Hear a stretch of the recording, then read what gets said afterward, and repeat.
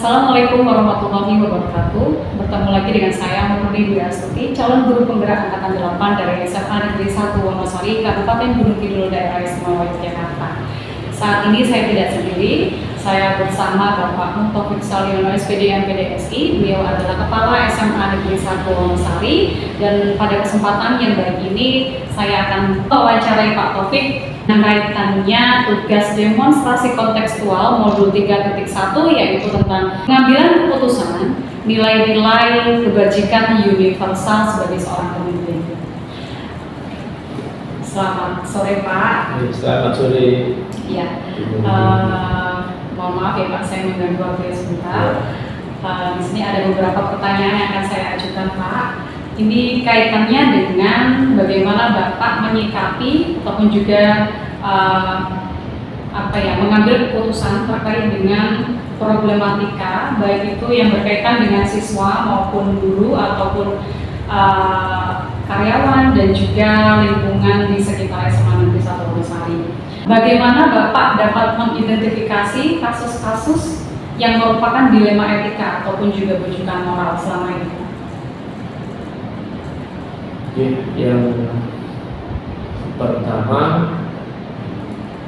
ya kita memang harus membuat analisis baik di dalam pikiran maupun juga mungkin kalau perlu ya dituliskan. Kita menghadapi suatu problem yang mungkin perlu pemikiran karena batas antara benar dan salah kan tipis gitu loh, atau mungkin sama-sama benar, tapi mana yang paling bagus untuk diambil sebuah keputusan. Jadi perlu juga kita menuliskan, misalnya keputusan ini, keputusan A, kita pilihkan faktor-faktor kelebihan, faktor-faktor kekurangan, kita pertimbangkan, diidentifikasi 1, 2, 3, 4, 5. Kemudian keputusan B misalnya, ini sama-sama baik. Nah, kita coba identifikasi dan memikirkan berbagai efek yang mungkin terjadi setelah pengambilan keputusan, atau berapa personel nanti yang akan mendapatkan efek dari keputusan itu. Ya seperti itu. Dan yang paling pokok juga bagi saya ya perenungan, kemudian juga kembali untuk mencari inspirasi, kemudian juga mungkin kalau memang agak begitu susah ya mungkin bisa bertanya dengan yang lain dengan bahasa yang mungkin agak disamarkan, gitu, dengan kalimat-kalimat yang disamakan, tapi kita bisa menganalogikan dari permasalahan yang sedang kita hadapi. Berarti bisa saya simpulkan bahwasanya selama ini Bapak mengidentifikasi kasus-kasus yang merupakan dilema etika ataupun juga bujukan moral ini dengan menganalisis tentang bagaimana keputusannya nanti, baik itu nanti ada faktor kelebihan dan juga faktor kekurangannya. Pengaruh yang diakibatkan oleh keputusan jika suatu saat diambil. Selanjutnya Pak, selama ini bagaimana Bapak menjalankan keputusan atau mengambil keputusan di sekolah, terutama untuk kasus-kasus di mana ada dua kepentingan yang sama-sama benar atau sama-sama mengandung nilai kebajikan Pak? Seperti yang pertama tadi, jadi tetap kita itu juga menganalisis, menginventarisir ya, antara kemudian kekurangan, kemudian juga dampak efek domino dari satu bab itu. Dan yang berikutnya tambah satu lagi untuk itu adalah yang minta petunjuk pada Tuhan Yang Maha Esa sesuai agama masing-masing ya, dengan cara masing-masing ya, dengan cara sesuai agama masing-masing. Bagi saya ya dengan cara Islam. Bagaimana Pak dengan langkah-langkah atau prosedur yang sudah Bapak lakukan selama ini? Atau bisa dianalogikan dengan salah satu kasus, mungkin Bapak bisa mencontohkan begitu? Pertama, permasalahan yang akan kita putuskan apa? Kedua, ya kita lihat aturan yang ada. Jadi ini berkaitan dengan organisasi atau instansi sekolah ataukah berhubungan dengan teknik tenaga kependidikan, ataukah berhubungan dengan siswa, ataukah berkaitan dengan mungkin lembaga non pemerintah. Dari situ nanti bisa kita lihat aturan yang terjadi, aturan yang ada. Kalau kita bisa mencari sendiri, ya cari sendiri. Kalau tidak bisa minta bantuan karyawan yang lain. Kalau cari aturan ini, coba dengan ini, atau mungkin juga bisa diskusi dengan teman sebaya, tanya sesama kepala sekolah. Ya. Kemudian bisa pula pada pengawas pembina atau bisa tanya kepada atasan langsung. Gitu. Saya mempersiapkan seperti ini, mungkin ada arahan atau mungkin sebenarnya yang mana yang kita konsultasi seperti itu. Nah, tadi kira-kira seperti langkah-langkah yang kita lakukan. Kemudian setelah kita mendapat informasi dari aturan yang ada, kemudian juga mungkin pertimbangan dari atasan langsung. Kalau itu memerlukan, kalau tidak perlu ya tidak perlu, langsung bisa kita putuskan berdasarkan interpretasi dari apa yang kita pahami persoalan tersebut, aturan yang ada, kemudian diambillah sebuah keputusan dengan tetap mempertimbangkan awal kita putuskan itu nanti ini berdampak pada hasilnya kebaikan dan kebenaran apa tidak, baik terhadap diri sendiri maupun juga kepada yang lain. Ini masih ada kaitannya dengan pengambilan keputusan tadi, Pak. Kiranya hal-hal apa saja yang selama ini Bapak anggap cara paling efektif dalam pengambilan keputusan pada kasus-kasus dilema etika? Kalau dilema etika ini kan berarti berkaitan dengan hal yang keduanya sama-sama benar, tetapi harus diputuskan salah satu. Paling efektif yang pertama mempelajari permasalahan itu, kita pelajari permasalahan itu. Kemudian pelajari aturan yang ada, lalu kemudian pertimbangkan efek domino yang ada. Seperti ini saja sederhana, saya kan sedang memikirkan bagaimana kita mengundang orang tua di tengah-tengah padatnya jadwal yang ada, itu kan harus berpikir itu berulang-ulang itu seperti itu. Kita coba pikir mana di antara keuntungan kemudian kalau saya menetapkan hari ini seperti itu. Lalu apa saja yang nanti akan bisa terdampak, misalnya kalau nanti akan berdampak pada karyawan, akan berdampak pada guru yang menangani, akan berdampak pada orang tua, peserta didik dan sebagainya. Jadi ya kita berpikir ke semua lininya, berpikir ke semua lini. Kita coba efek dari apa yang kita ambil itu nanti apakah dampaknya luas, apa tidak, kemudian resiko yang ada, apakah ini berbahaya untuk misalnya nanti menimbulkan gejolak masyarakat, gejolak orang tua, gejolak siswa, seperti itu menjadi bagian-bagian yang perlu kita pikir supaya nanti menjadi lebih efektif. Pak, itu mungkin pernah suatu ketika menemukan sebuah tantangan dalam pengambilan keputusan pada kasus-kasus dilema etika. Nah, bisa tidak Bapak ceritakan bagaimana tantangan yang paling menantang yang pernah Bapak alami dalam mengambil sebuah keputusan tentang dilema etika tersebut? Bagaimana mendapatkan inspirasi untuk mengambil sebuah keputusan itu, tantangan yang paling berat, mendapat inspirasi. Jadi kalau bahasanya mungkin orang Jawa itu untuk wisik gitu. Padahal sebenarnya kan hanya kita dari menganalisis tadi kemudian memutus sebuah keputusan itu. Itu yang tantangan yang paling berat untuk mungkin butuh waktu lama juga, waktu lama. Kadang-kadang yang membiarkan kan kita tidak fokus, karena itu butuh fokus itu untuk tetap menenangkan diri, kemudian juga harus berpikir. Penyelesaian masalah itu biasanya bakal diselesaikan pada saat itu juga atau di tempat itu langsung, atau Bapak memiliki sebuah jadwal untuk menyelesaikan misalnya bentuk atau prosedurnya itu seperti apa yang biasanya Bapak jalankan, atau ada rapat tertentu gitu Pak? Yang pertama tergantung persoalan.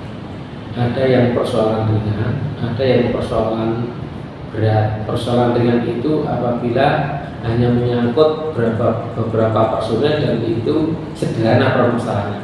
Tapi kalau permasalahannya kompleks itu tidak bisa dijadwalkan. Kemudian ya tadi kadang-kadang muncul inspirasi juga itu yang tidak bisa kita jadwalkan. Tapi kalau persoalannya itu sedang itu bisa kita jadwalkan. Oh ini jadi saya tahapannya itu untuk bisa memenuhi menyelesaikan persoalan itu mungkin tahapan yang kita pilih ini di antara beberapa tahapan.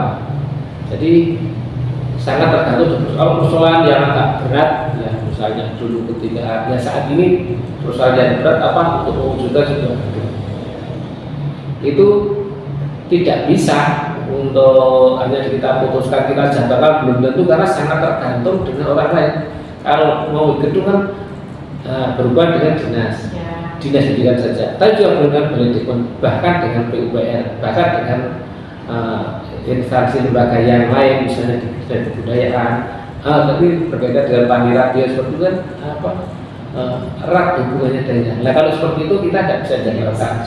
Tapi kalau hanya skopnya lebih sedang atau mungkin sederhana hanya intern itu sebaiknya bagi saya lebih cepat lebih baik. Semua hal yang Bapak sudah sampaikan terkait dengan pengambilan keputusan tentang dilema etika dan juga rujukan moral yang Bapak pernah alami di sekolah itu, ini adalah berkaitan dengan pembelajaran apa yang dapat Bapak petik dari pengalaman Bapak dalam mengambil keputusan dari Pak? Yang paling pokok adalah ya jangan melupakan Tuhan, hanya mengandalkan kemampuan kita, karena hal-hal yang menyangkut banyak orang, menyangkut banyak aturan itu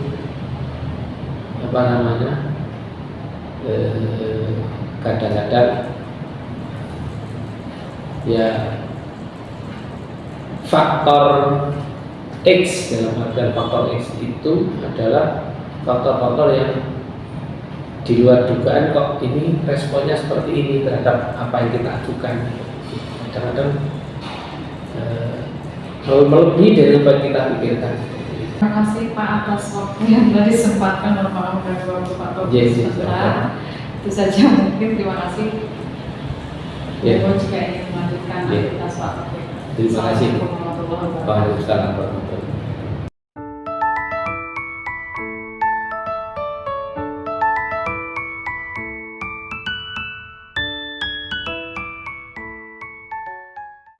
Assalamualaikum warahmatullahi wabarakatuh. Bertemu lagi dengan saya Murni Dwi Astuti, calon guru penggerak angkatan 8 dari SMA Negeri 1 Wonosari, Kabupaten Gunung Kidul, Daerah Istimewa Yogyakarta. Saat ini saya bersama Bapak Muhkadarisma. Beliau adalah Kepala SMK Pembangunan Karangrejo, dan pada kesempatan kali ini saya akan melakukan wawancara terkait dengan tugas demonstrasi kontekstual modul 3.1, yaitu tentang pengambilan keputusan nilai-nilai kebajikan universal dari seorang pemimpin. Assalamualaikum Bapak Muhkadarisma, bagaimana kabarnya Pak hari ini? Iya Pak, jadi mohon maaf hari ini saya akan mengganggu waktu Bapak sebentar. Ada sedikit pertanyaan, mungkin ini bisa nantinya saya jadikan referensi, motivasi juga bagaimana Bapak selama ini berlaku sebagai seorang pemimpin di SMK Pembangunan Karangrejo, khususnya untuk pengambilan keputusan kaitannya dengan dilema-dilema etika yang mungkin terjadi, mungkin bisa dari kasus atau problematika siswa ataupun juga orang tua wali, guru dan karyawan, dan juga masyarakat setempat. Begitu saja Bapak, kita mulai wawancara ini dimulai dari pertanyaan pertama, yaitu selama ini Pak, itu bagaimana Bapak bisa mengidentifikasi kasus-kasus yang merupakan dilema etika ataupun juga bujukan moral di SMK Pembangunan Karangmojo Pak? Terima kasih. Assalamualaikum warahmatullahi wabarakatuh. Menjawab pertanyaan tersebut, kami perlu garis bawahi karena di sekolah kami itu dalam satu kampus ada SMP, SMA, dan SMA. Terkait dengan pertanyaan pertama tadi, karena di sini itu sudah budaya terkait dengan kekeluargaan, maka segala sesuatunya itu bisa diselesaikan dengan cara hati-hati.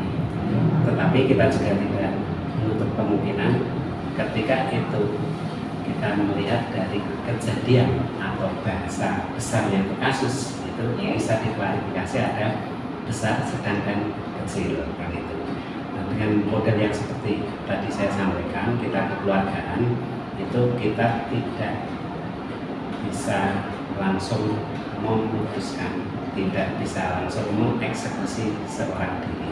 Semuanya harus ada prosedur, ada langkah-langkahnya yang dalam tanda kutip kita tidak boleh menyakiti hati, kita tidak boleh memaksakan diri, walaupun memang kita tidak memungkiri bahwa dalam satu keluarga, satu tubuh di sekolah itu adalah warga saya sendiri. Kita adalah bapak saya, di situ ada ibu saya, bahkan di situ ada anak saya.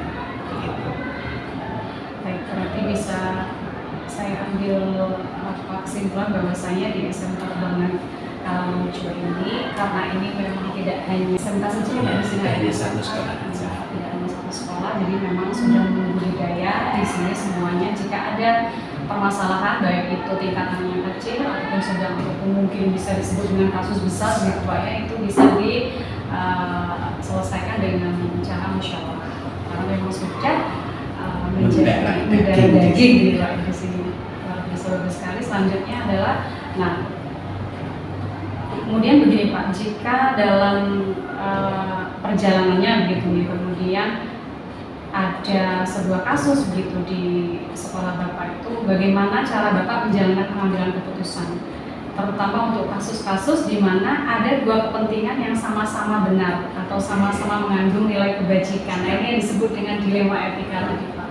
Jadi gini, saya cerita aja ini. Kalau dari Bapak itu memang misalkan dari anak-anak atau dari siswa itu ranahnya hanya sampai di Bapak ke siswa. Nah, misalkan itu mentok, kami itu maksudnya kepala sekolah dan yang berada di posisi satu itu harus bisa menengahi dan bersifat dewasa. Terkait dengan yang tadi ada pertanyaan, ada dua kepentingan yang sama-sama. Nah, bagaimana jika kasus ataupun problematika yang dihadapi itu adalah problematika yang mungkin hanya di wilayah sekolah terkait dengan siswa-siswa berusia itu, bagaimana cara Bapak mengambil keputusan? Ini langsung konteks Pak. Yeah. Jadi dalam waktu 2 bulan kemarin kita ada instruksi dari kemarin terkait dengan 5 hari kerja dan 6 hari kerja. Yeah. Suara di bawah, suara di tengah, suara di atas, sama-sama bobotnya. Yang 5 hari positif banyak, 6 hari positif juga banyak. Maka kita sesuai prosedurnya dan juga harus bisa keluar dari zona nyaman. Akhirnya pertama kita perlukan dulu pimpinan level 2 atau yang di sini disebut dengan wakil kepala sekolah, kepala TU, dan bendahara sekolah. Itu bobotnya masih sama. Nah, karena masih 50-50%, langkah yang kedua kita sampaikan kepada dewan guru dan karyawan pada saat pertemuan bulanan. Ternyata bobotnya masih sama juga. 5 hari baik, 6 hari baik. Kan ada yang masuk 4 hari itu ada yang lebih baik juga kita terima. Gitu. Nah, karena itu belum menemukan solusi yang terbaik, karena pengguna itu adalah masyarakat, kita hadirkan orang tua atau wali murid, kita hadirkan ke sekolah untuk duduk bersama. Kita beri penjelasan juga kalau 5 hari baiknya seperti ini, kalau 6 hari baiknya seperti ini. Nah, selesai ternyata di luar prediksi. Orang tua itu mendukung 200%, tidak hanya 100%. Akhirnya dari bobot yang 50 ke 50, 50 ke 50 ternyata dihantam oleh narasi dari orang tua menjadi yang 6 kali. Maka kita sampaikan kembali kepada sekolah melalui sosialisasi kepada anak-anak, kepada warga sekolah, eksekusi 6 hari mulai tanggal 4 September kemarin. Jadi beban yang tadinya sama-sama berat 50-50, ternyata orang tua mempunyai beda lain dengan cara pandang yang berbeda, dengan cara pandang yang lebih etis lagi, dan kita di sekolah sifatnya melayani. Akhirnya 6 hari bisa insya Allah dilaksanakan. Walaupun memang ketika ada perubahan pasti ada friksi di. Selama ini Pak, yang dianggap efektif dalam pengambilan keputusan pada kasus-kasus dilema etika, mungkin secara garis besar Kita di sekolah, karena saya pesannya dari guru itu punya SOP. Kalau bahasa rekan-rekan guru itu namanya job sheet. Jadi ada urutan langkah kerja yang harus dilakukan. Tidak boleh itu dilompati satu atau itu dianggap tidak boleh.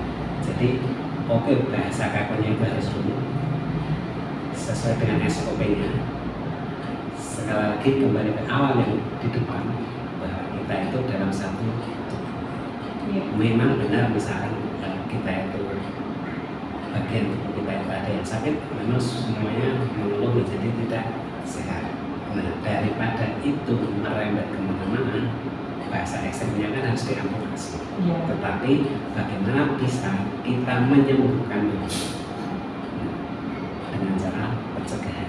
Berarti ini cara efektif dalam pengambilan keputusan menurut Bapak adalah dengan cara pencegahan itu ya Pak ya. Akan ada fakta integritas yang ditandatangani sebelum terbitnya SOP, sehingga sebelum semua itu terlaksana sudah ada pencegahan. Daripada saya keluarkan SOP 1 lebih baik saya cegah di depannya saja. Gitu. Baik Pak, kemudian Pak, untuk selama ini Pak, yang merupakan sebuah tantangan dalam pengambilan keputusan pada kasus-kasus dilema etika itu, yang merupakan tantangan itu Bapak pernah mengalami satu kasus yang benar-benar menantang untuk diambil sebuah keputusan kebijakan. Nah, itu terjadi pada saat mohon maaf ya, ini nanti mungkin karena dalam tanda kutip kasus itu kan agak negatif. Jadi itu terjadi pada anak-anak kami justru pada kondisi PKL itu kita melaksanakan 6 bulan dalam durasi yang tidak sebentar, bisa dikatakan pasti ada kasus yang juga besar. Nah, itu sebenarnya saya tidak mau menyalahkan sistem, karena waktu PKL itu kan tidak dalam arti seperti anak-anak berada di sekolah dengan pengawasan bapak ibu guru dalam orang tua. PKL misalkan dilaksanakan di Jogja, misalkan dilaksanakan di luar Jogja.